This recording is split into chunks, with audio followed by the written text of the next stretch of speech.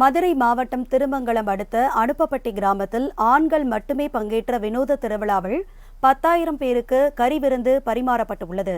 கூடுதல் விவரங்களை செய்தியாளர் மதிவாணன் வழங்க கேட்கலாம். மதிவாணன், இந்த திருவிழாவோட சிறப்பு அம்சம் என்ன? விவரங்களை பகிர்ந்துக்கங்க மதிவாணன்.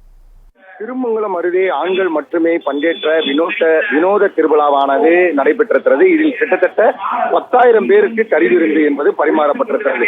மதுரை மாவட்டம் திருமங்கலம் தரடிக்கல் அருகே அனுப்பப்பட்டி கிராமத்தின் காவல் தெய்வமாக கரும்பாறை முத்தையார் கோவில் என்பது விளங்கி வருகிறது. இந்த கோவிலில் பல ஆண்டுகளாக மார்கழி மாதம் ஆண்கள் மட்டுமே பங்கேற்கும் திருவிழா என்பது நடைபெற்று வருகிறது.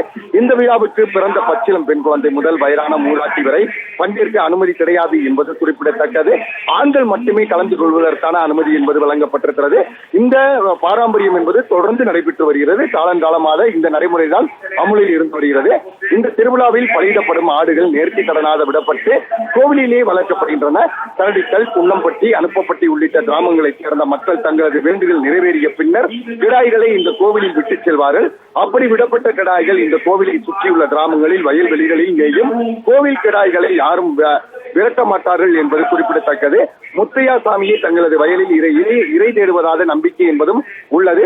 இந்த ஆண்டு கரும்பாறை முத்தையா கோவில் திருவிழா நேற்று காலை நடந்தது. இதற்காக நேற்று கடனாக விடப்பட்டு இருந்த 62 ஆடுகள் கோவிலில் பலியிடப்பட்டன. பின்னர் பிரம்மாண்ட அசைவு உணவு என்பது விருந்து தயாராகி வருகிறது.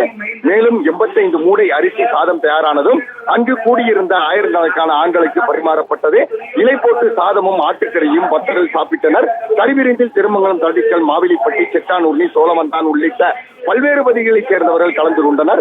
இந்த அசைவ விருந்தை சாப்பிட்ட பிறகு இலையை எடுக்காமல் அப்படியே விட்டுச் செல்வதுதான் வழக்கமாக இருந்து வருகிறது.